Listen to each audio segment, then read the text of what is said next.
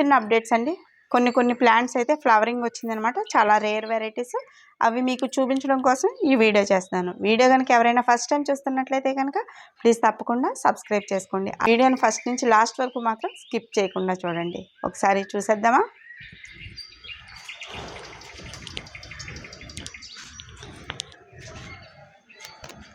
ప్రతి గార్డెన్లోని కూడా ఇలా ఒక చిన్న కార్నర్ని అయితే మనం అరేంజ్ చేసుకోవాలండి. అలా చేసుకోవడం వల్ల మన గార్డెన్ యొక్క వ్యూ అంతా కూడా మారిపోతుంది అనమాట.